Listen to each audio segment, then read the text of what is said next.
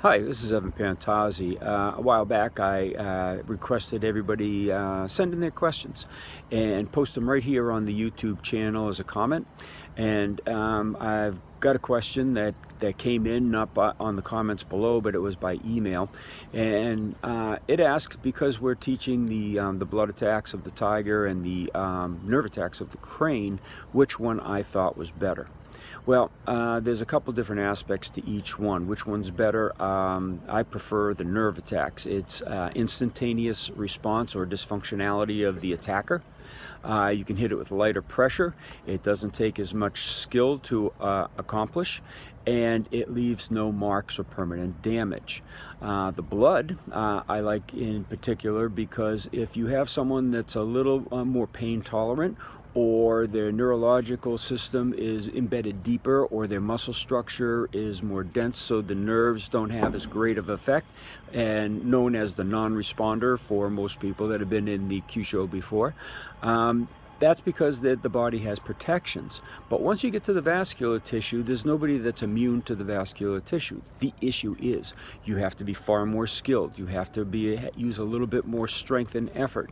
So, say for a smaller person against a bigger person, some targets might not be as available because of your hand size, your strength capacity, or your ability to even reach them. So it is a lot more skill that's involved, and it is a lot harder art to get, but again, there's no protections. And let me extrapolate on that just a little further. In the human body, you have the skin, the muscle that's on the outer layer, or the bone. Okay, you have other structures like the fascia and whatnot. Then you have the nerve structures, okay? Now the nerve structures overlie the vascular tissue. And the nerve structure by nature is more of a protective system, okay? So if you poke the nerve on your way to the artery, what's going to happen is that nerve is going to cause a withdrawal reflex.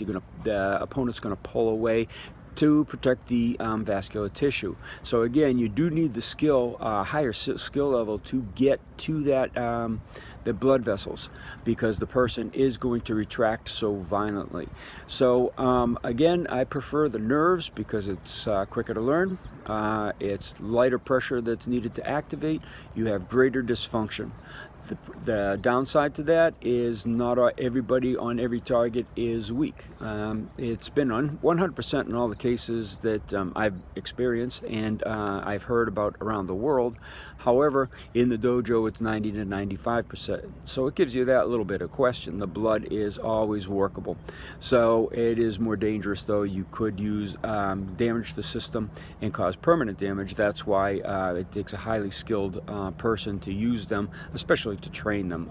The training is very risky if you don't know what you're doing. So we suggest, if you're planning on getting into that field of study, you definitely seek out some qualified instructors, because the resuscitations are different, and it's not just the blood pressure resuscitations you've seen on the videos here. We don't give you everything up front. We don't go into great detail onto the full depth of the art. This is only to gain interest and to start your journey in the Kyusho field.